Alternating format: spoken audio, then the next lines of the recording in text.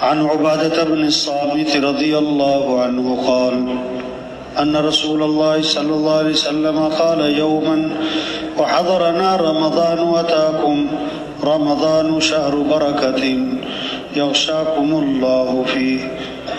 فينزل الرحمة ويحط الخطايا ويستجيب فيه الدعاء ويباهي بكم ملائكته فاروا الله من أنفسكم خيرا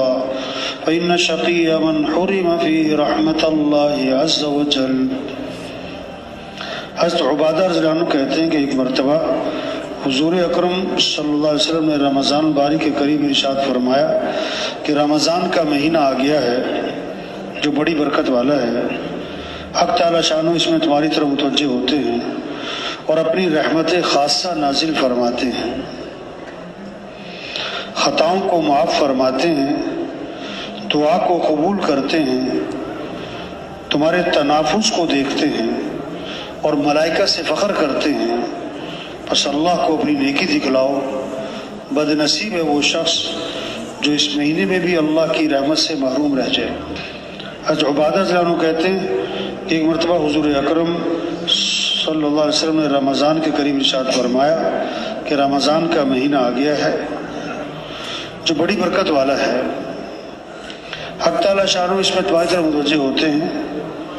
اور اپنی رحمت خاصہ نازل فرماتے ہیں، دعاؤں کو قبول کرتے ہیں، خطاؤں کو معاف فرماتے ہیں، تمہارے تنافس کو دیکھتے ہیں اور ملائکہ سے فخر کرتے ہیں، بس اللہ کو اپنی نیکی دکھلاؤ، بد نصیب ہے وہ شخص جو اس مہینے میں بھی اللہ کی رحمت سے محروم رہ جائے۔ تو ابھی سے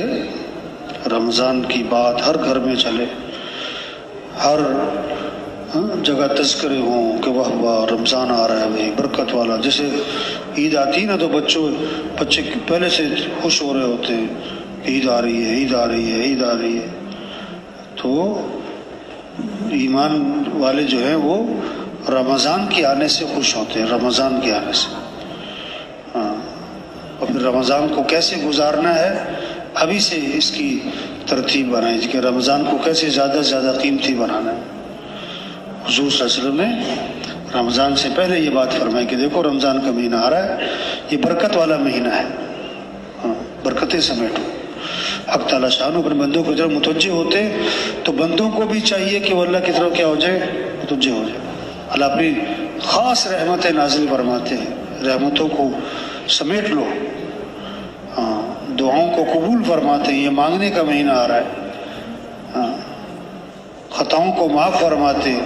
اللہ سے خوب معافی مانگی جائے اس میں، اور تمہارے تنافس کو دیکھتے ہیں، نیکیوں میں ایک دوسرے سے آگے بڑھنا، اس کا مہینہ ہے۔ فرشتوں کے سامنے فخر فرماتے ہیں، دیکھو میرا بندہ دن میں روزہ رکھتا ہے، رات کو تراویح پڑھتا ہے، اللہ کو اپنی نیکی دکھلاؤ۔ اور آگے سخت بات فرمائی کہ بد نصیب ہے وہ شخص جو اس مہینے میں بھی اللہ کی رحمت سے محروم رہ جائے۔ رمضان آیا اور چلا گیا اور اس نے رمضان سے فائدہ نہیں اٹھایا تو بد نصیب ہے وہ شخص۔